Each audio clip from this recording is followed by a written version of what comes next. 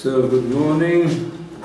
So this afternoon, we're going to kindle the lights of Hanukkah. And now let's try to go more deeply to the inner light of Hanukkah and what it represents.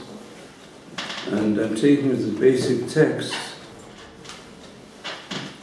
the Sefer Ner Mitzvah. The mitzvah is a lamp of the Maral of Prague, which says on page 21, after having described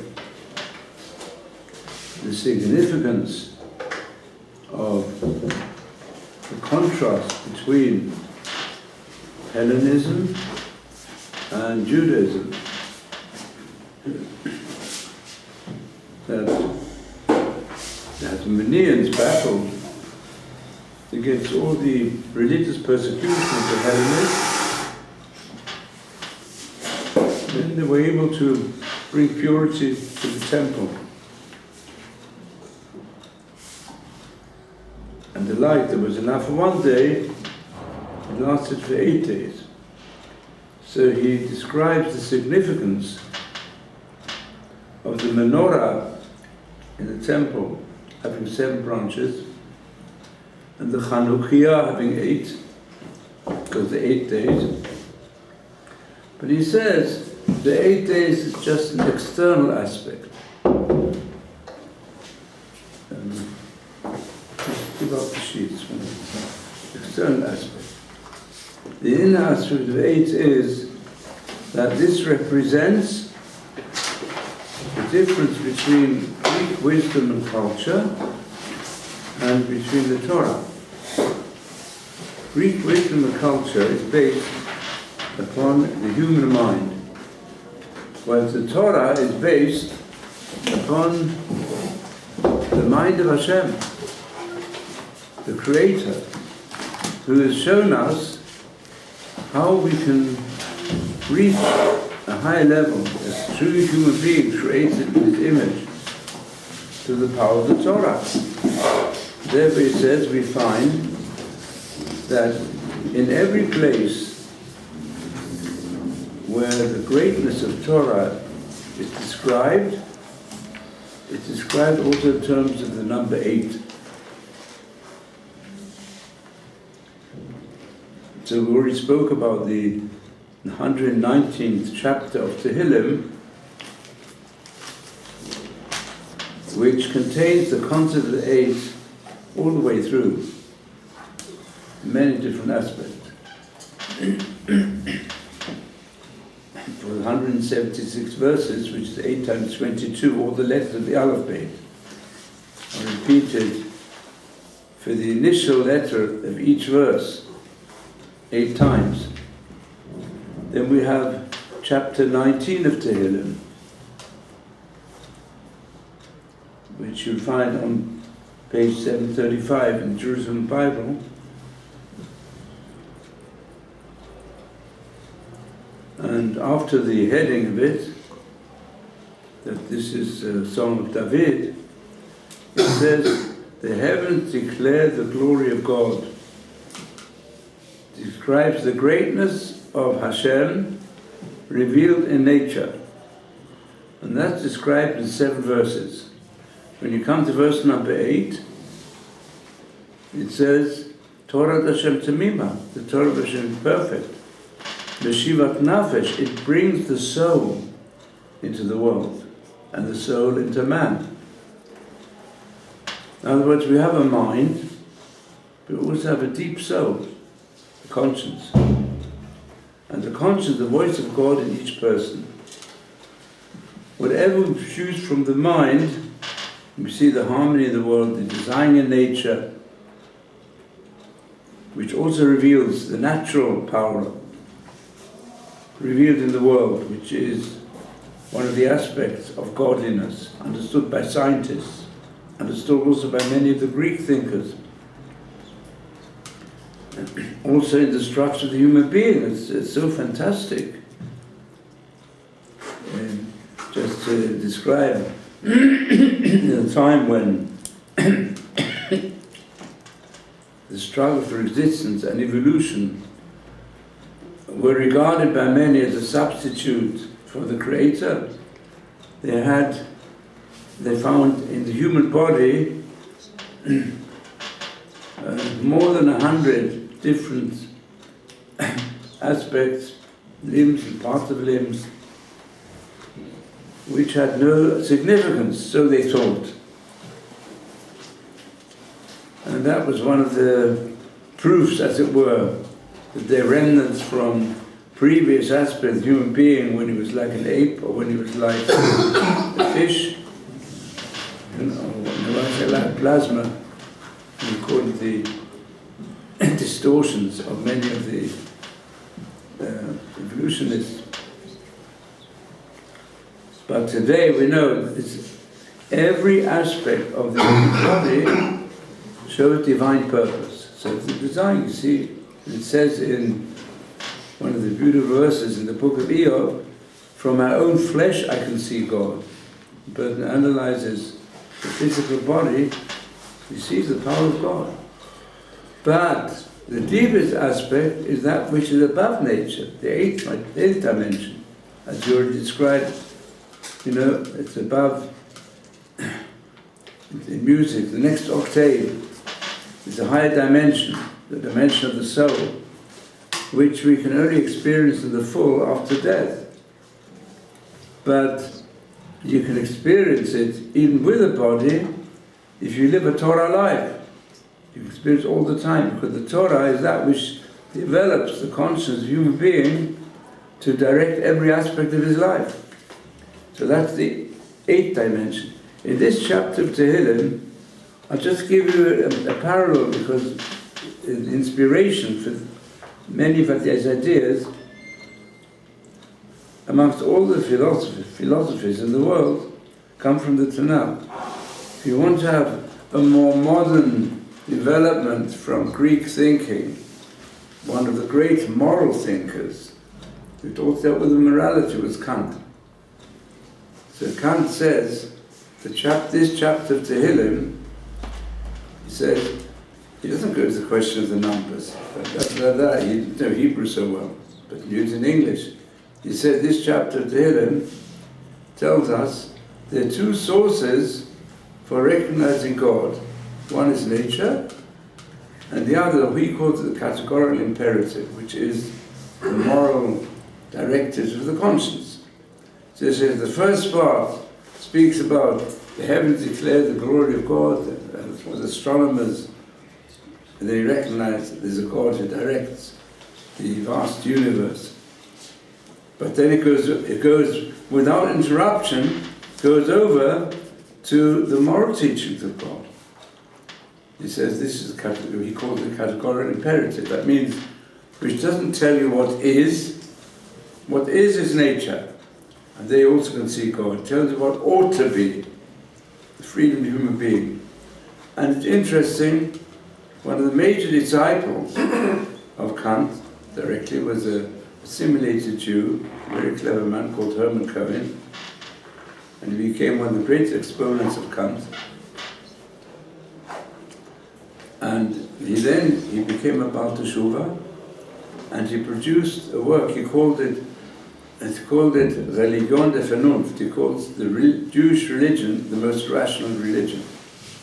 And he was also a friend of my grandfather, who was a rabbi in Germany at that time.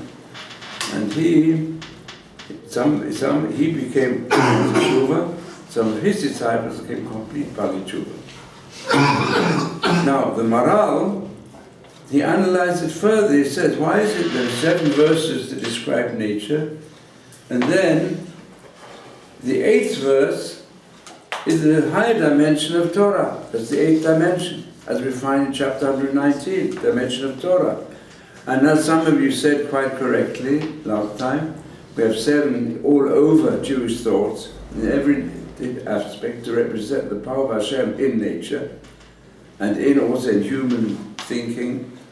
And then you have the 8th dimension above it, also after the 7 times 7 days culminating, given the Torah, the 7 times 7 years culminates with the Jubilee.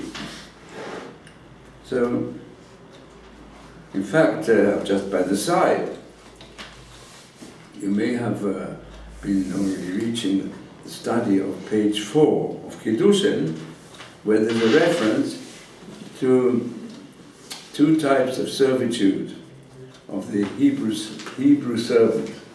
The Hebrew so-called slave, but it's really a servant. It has to work in the house in order to either to earn money, because that's his best way of earning his keep. And the other way is, if he was a thief, then the courts, instead of sending him to a prison, which at most prisons are colleges for how to steal, and how to wound, and how to murder. So therefore, prisons are only mentioned very rarely in the Chumash, and also even in the legal sections of the oral tradition. Prisons are only used in very specific circumstances. But it's not the regular way of rehabilitating a thief. On the contrary, they learn more about how to steal. The people the first time in prison, they learn from those who are already matriculated and earned various degrees and some of the professorships on how to steal and how to murder. As we know, unfortunately, we see it all the time, continue that direction. Amongst our enemies especially. So the Torah says the Hebrew slave, after 6 years, has got to go free. Because the 7th year is the concept of freedom. Just like now in the 7th year, we have to let the land go free as well. The importance of having the land go free is very significant from an ecological point of view.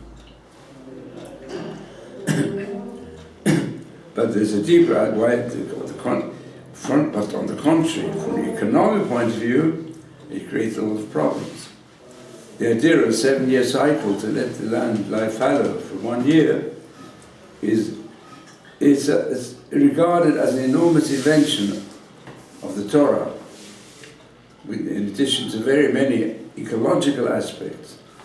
But you can't consider the pattern of the Torah on a purely ecological basis, because this is just the seventh day of the Shabbat, also the same concept. The 7th day, the 7th year in the Shemitah, the sabbatical. If you want to have a good economy, then you have to cycle it. Then every farm will have a 7-year cycle, at the minimum, for production of a particular crop. But they'll change it each year, so that each year they'll have some of the fields working at them the full capacity, while they let part of their field, 7 of their fields they leave fallow, but the other 6, 7s, they'll work them hard to have an economy. But the Torah says, no, your economy is different. Your economy is based upon the divine plan. If you have a Shemitah, because Hashem in the land of Israel, He wants us to raise up nature to a high level. And that's why He gives us the whole year. And if there's a Beit HaMikdash and so on, then we even have the Jubilee year.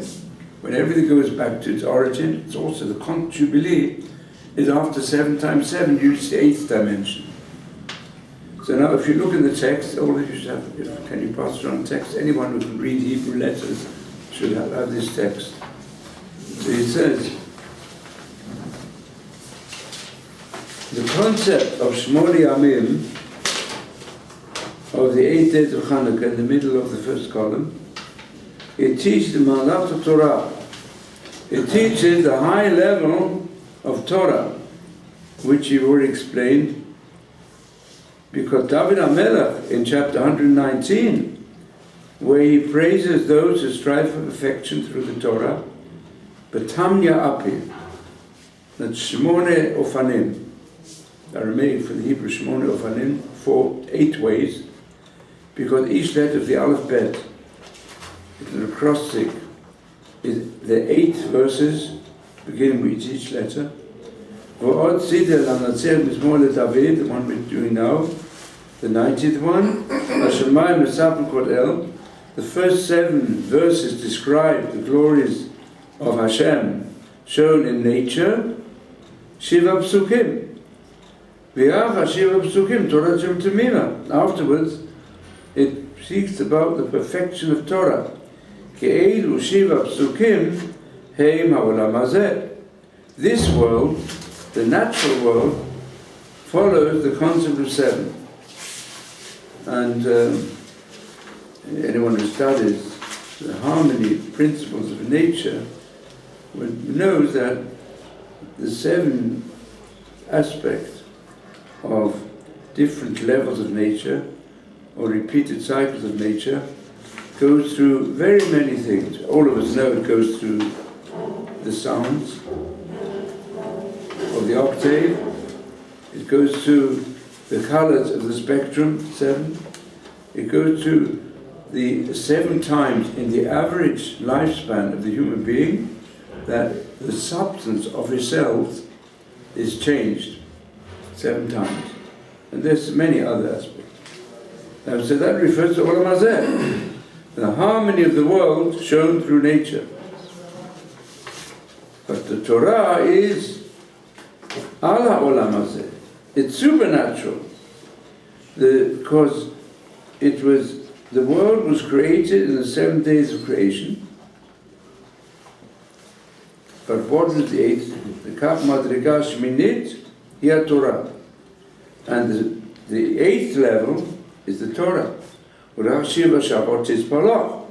Therefore you have 7 weeks from the time when the people were released from slavery, still at a low level, Ada Chamishim, till the 50th day, which is after the 7 weeks. And that's the day when the Torah was given. And this we've explained at length in other places. So this concept is a deep concept developed by the Maharal. In fact, they'll take it a stage further, as he describes in his other writings. That, in a way, the key to the whole structure of the Bible, the Tanakh, is in the first chapter. For the first chapter, it describes the 6 days of creation. But in the Decalogue, it does not say that God created the world in 6 days. If you look carefully in the Hebrew, what's the Hebrew which is recite in Kiddush, on Shabbos morning? The passage in the Decalogue, which also begins with the Zion is the 7th letter of the alphabet. What does it say there? Does it say there in the Hebrew that God created the world in 6 days? Does it say that? What's the Hebrew for it? And if you know it by heart, from Kiddush, we don't say, Ki b'sheishet yamim asa Hashem et hashamayim v'tam.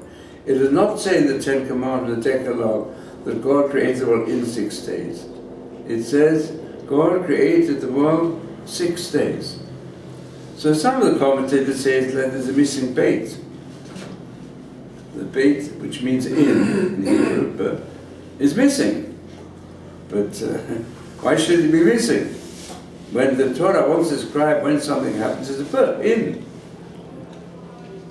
Bereshit. What Bereshit means? In the beginning. So, or similarly you should say, B'sheishet Yamim. But it goes much deeper. God created the natural world in 6 days. That means this concept of 6 describes us the expanding world of space in which we live. But the whole Tanakh describes space in terms of time. The Western world, based on Greek concept, describes time in worlds of space. But space is something which you see with your 5 senses. time is like a flow of time. Time varies psychologically. And even we know today, if you know something about modern physics, relativity physics, really time is a quality of space. But that's according to modern science. But according to the Torah, space is a quality of time. Why? Because what's the difference? Aristotle, he went according to the concept that there's such a thing as the power of God, who created everything, and there's nature. And for him, God is eternal and nature is eternal. They're two, as it were, separate spheres, although God is the original creator. So space and time are separated. And that's also how it carries on until today. There are people who say, well, deists, they say God is above the world, but doesn't concern himself with what's going on. He's produced the world, and the world carries on according to the principles that were given at the beginning.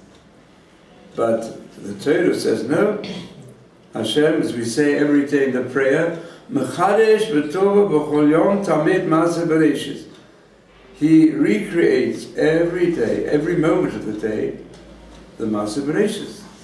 He is the recreator of the world every moment. Therefore, the world is a constant product of the creative spiritual power of Hashem, who's beyond this world, is beyond even human thought. You think human thought is above everything else. Human thought is a product of the Creator. He produces the ability of people to think. He just gives them stuff. You could use it for this week, use it for good. You become a great professor of medicine to heal people, but you can also, unfortunately, become a great professor of medicine to do the cruelest experiments on human guinea pigs, which is going on today as well still, as an unfortunate aftermath of the great doctors and professors of the Nazi regime. So you can use it for the good or for bad, but the power of thinking given by Hashem. So and by the Torah, everything, therefore, all space is really an activity in time, activity of Hashem in time. So we even have, what's the Hebrew word for object? No one knows? How do you say in Hebrew an object? How do you say in Hebrew a thing? Dvar. Davar. Davar. What's the root of it?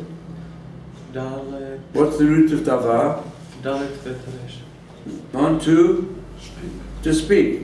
All Hebrew nouns of the Tanakh have a verbal root. The root is really the verb, to speak.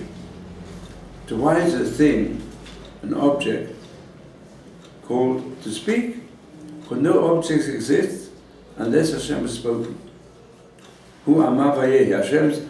Hashem produces every moment through his divine speech, which is called thought, if you go more deeper. But the other word for object in Hebrew is chayfetz. It's an object, something that the person desires. So all objects, I think people desire with their mind, or the mind of God desires them. So therefore, nature is always referred to throughout the practice of different mitzvot. We have so many aspects of 7, is to bring the concept of nature with a capital N and understand nature with a capital N is God himself. When we speak of the wisdom of nature, the laws of nature, it comes from God, who creates everything in a harmonious fashion, like Einstein, one of the deepest thinkers of modern understanding of nature, physics and all laws of nature. He says, my concept of God is that he produces the harmony of nature. And science is there to uncover more and more of the harmony of nature. So they become nearer to God. And that's accepted by many, although perhaps others don't use such a direct language. So therefore, the 8th dimension is to make up the link between the inner soul and Hashem, which we do through tefillah. And also through learning Torah and through practicing Torah. We link the 7th to the 8th. We link, as I say, the 7 weeks to the giving of the Torah that comes afterwards.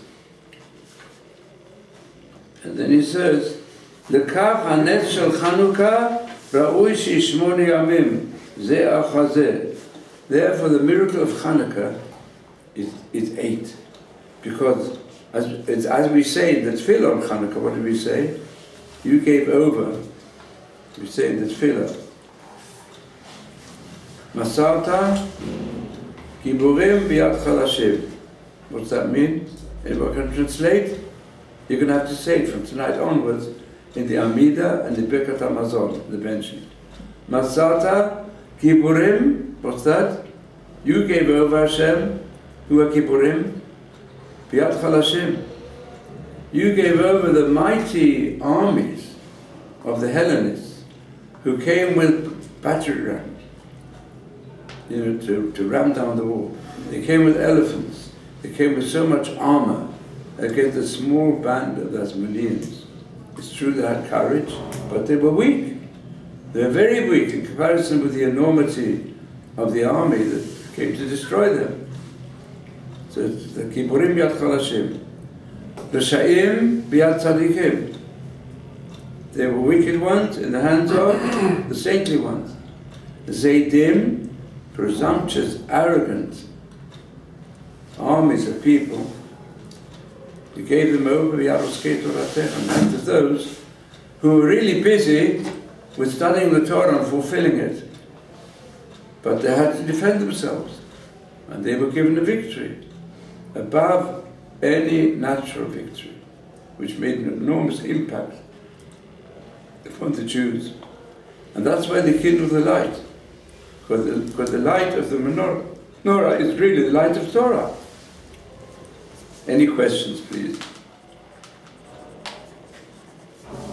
On any subject connected with Hanukkah? No questions?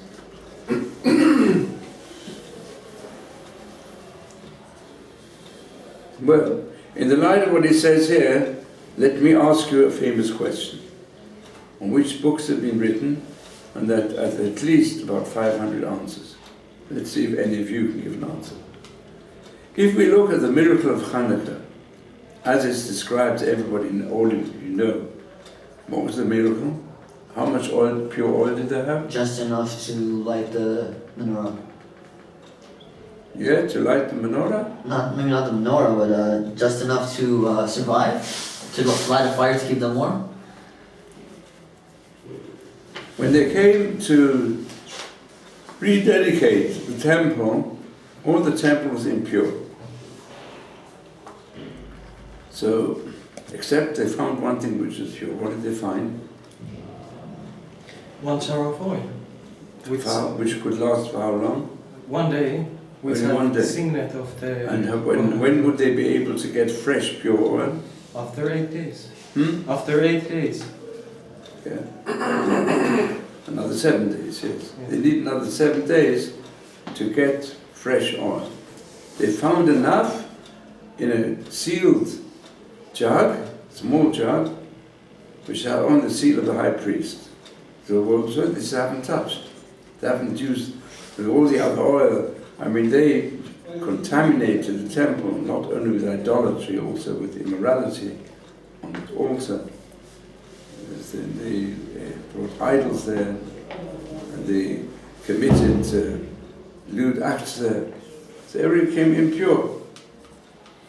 But they found one in the jar. But they would not be able to continue kindling that lamp until when? Until another 8 days. So what happened? What happened? It was a miracle. What was the miracle? That it lasted 8 days. That this oil, although it was only enough for one night, it lasted for all the 8 nights. That's why we celebrate the miracle for 8 days. So everyone asks the question, but really the miracle was only 7 days. They did have enough pure oil for 1 day. So why do we celebrate 8? We should only celebrate 7.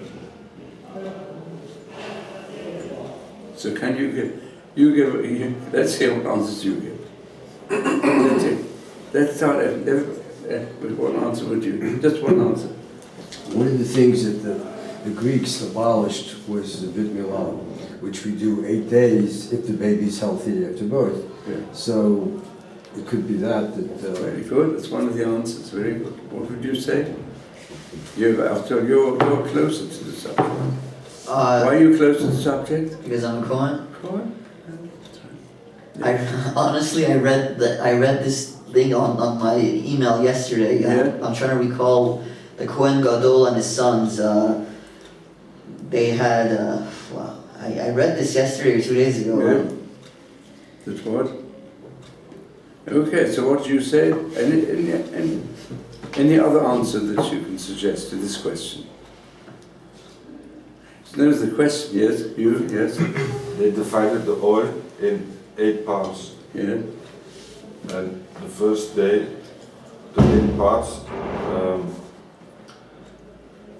it lasted for 1 whole day. So in other words, they knew that they only get fresh oil after 8 days, and they only have for 1. So what do? They said, let's use this 1 jug of oil for all the 8 days. We'll split it. Okay, it won't be able to last all night, but it lasts an eighth of the night. So for each day we won't have light all night through, we'll have it part of the night. And then what happened? Miracle happened, that once they divided it up, then it turned out each night, the little bit they put in, it lit all night through. According to one opinion, even for the day as well. But let's be simple, it lit all night through. The same happened the second, the third night. Therefore there's a miracle each night. Any other answers you want to suggest? Yes. The oil was not consumed at all. After burning whole day, it was not consumed. Yeah, another answer. Anyone else? There were so many answers. But the real answer, if you go into deeply, is the answer of the Maral. It's because 8, whichever way, it doesn't make, the main point of the miracle was to demonstrate the power of Torah. That's what it really meant. And we'll soon see in the Shiurim how this comes through in many aspects of Hanukkah. So first, I want to continue inside this text, the next paragraph, which is near the bottom first column. He brings in a quotation from the Gemara, which says, Ner Hanukkah, it's a mitzvah to place it, mitzvah hanicha, al petach beitu b'chutz. You should put it, the entrance of his house, outside. So here's one, it's good to put it outside, but it shouldn't be blown up by the wind and shouldn't harm and damage anything.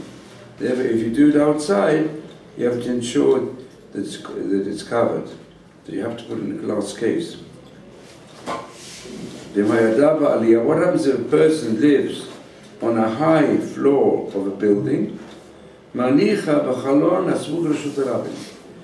puts it at the window which is nearest the street, because you want people to see it. What happens if it's dangerous?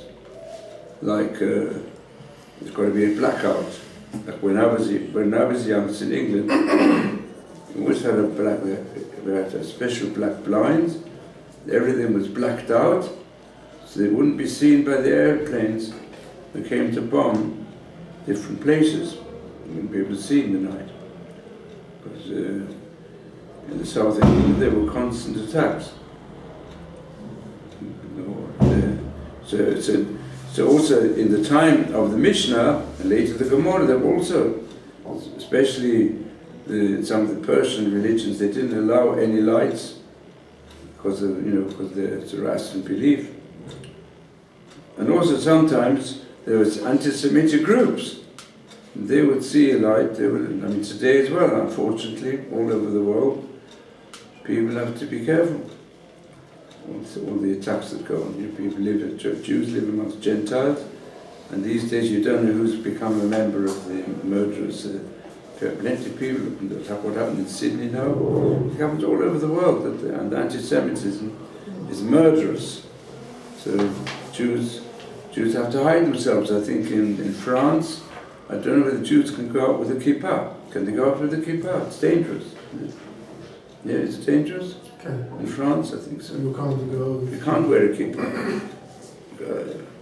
You wear especially. You cannot speak.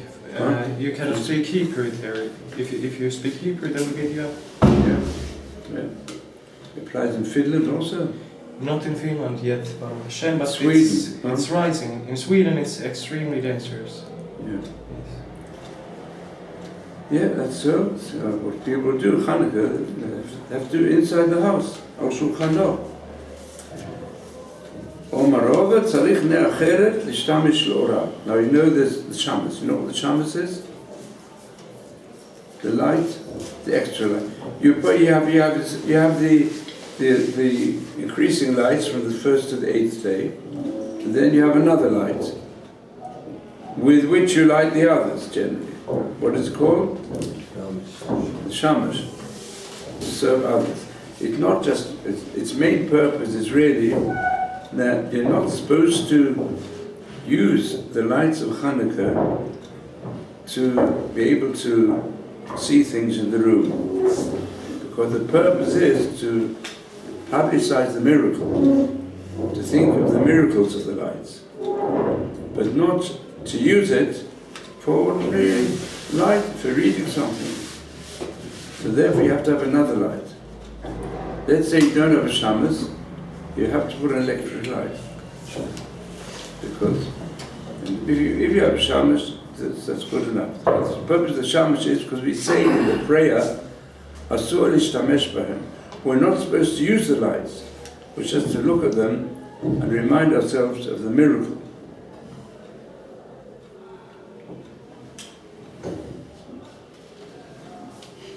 And then, these are the main laws, some of the main laws. Now, it's going to explain this in due course. The significance of all the specific laws of Hanukkah can be better understood according to this principle. I'll just say a few words on this concept. The concept is, the purpose of Torah is to spread it far and wide, to the Jewish world and even the non-Jewish world. And the time also when you kindle the lights is when it's dark outside.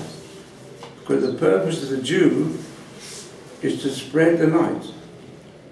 If it's a dangerous situation, then it's good enough to work on your family. Because if people are so much against the spiritual mission of the Jewish people that they want to make decrees against us, then keep to yourself. Make sure that your own family, your friends, in your own home, they should let their minds and hearts be kindled with inspiration to dedicate himself to Hashem in the home. But if it's a time of freedom, when you can publicize it everywhere, the more you publicize it, the better, and bring people to Torah. It's very interesting.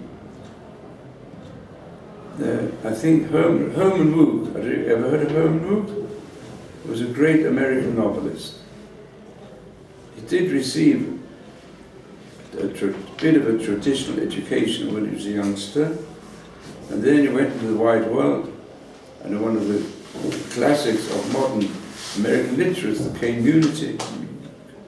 Unity, which he wrote, and many other novels.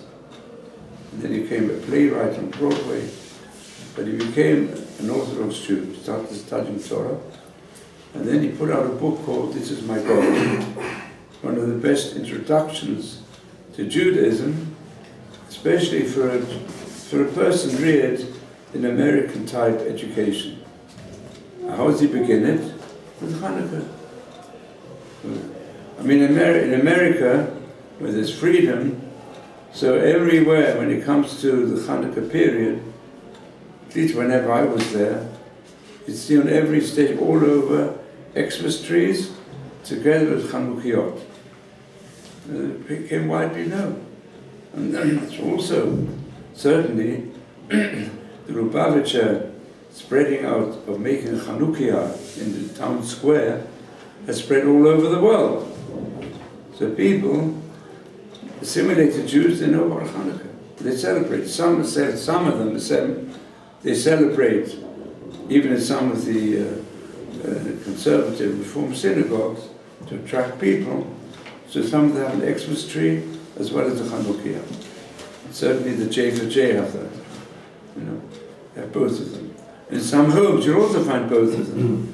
But the concept of Hanukkah has become widespread. People know about it. They don't know that clearly what the 8 days mean, maybe, but still. They know it's to light up the darkness in the world. And certainly that's the basic concept behind it. Therefore you should make sure, don't keep the Torah inside. You've got to outreach. This is very important. Every Jew has to carry the torch of the Torah, whatever Torah he knows, and use it as a means of spreading faith in Hashem. The Jew and Gentile alike. We should set an example. So that's very closely connected with the concept of 8. Because 8 is the divine Torah. We have to spread it in those areas they're not aware of it, they don't even understand it. So that's our task. What happens Dvar Aliyah? You can say some people, they live high up. I mean, they are great, and with the greatest scholars. And therefore, the Aliyah means a Ben Aliyah person who's a very great saint and scholar. And he spends all his time, doesn't go out so much, because he's spending all his time to grow and grow, become a greater saint, become a greater teacher, some of the big Gedolim. But what should he do? All right, we don't expect the 2 ways of outreach. One way is to go to the street. Yeah? Make sure that light goes into all different areas around you where it's all dark. So it's first in Dvar Aliyah that maybe he feels I've got to concentrate on growing higher and higher. So at least he should put his light at the window, that people should see him and learn from him. Like today we've got some of the great tzaddikim. You can't say they're not kilo workers, but they are very great saints, and the rays go very far. And they're on a high level, and from their window, the power of their light can also extend far and wide. Sometimes even further if the light is a bit lower down. So outreach workers have to do their task at whatever level they can reach. And the great saints, they can Dvar Aliyah. Why? Because the truth is that if there's an intense light that comes from high up, it spreads further. It can spread very far and wide. The intensity of the great saints has great power. They're also the great Rebbe to me. Lubavitcher Rebbe himself, he didn't go around in the world. Just to give us an example. He was in his regular place, 770. But of course he sent his disciples, even if they'd only learned a few years, he sent them all over the world. That goes on until today. There are thousands of shluchim today that go into every place where there's a Jew. And not only for Jews, he's also was a great promoter of spreading the Noachide Code. Even President America made a day special in the Noachide Code, and he got through. But he stayed in his place. And from his place, it goes out. And today also the great saints, the great Hasidic Rebbes, and the great Rosh Yeshivat, something like the person we call the Rosh Yeshivat Stein, who lives in this little apartment, very humble and modest. He's the model of humility, and you can see he's 108, but he's such a light for all the great scholars in the Rosh Yeshiva, and it spreads further. So that Dvar Aliyah, if it's a case of danger, then you've got to work in your home. You can't do it. Then you've got to work on inreach. So let's hope that the light of Torah that we will start kindling tonight will light up the whole world and remove all the darkness and the evils from mankind.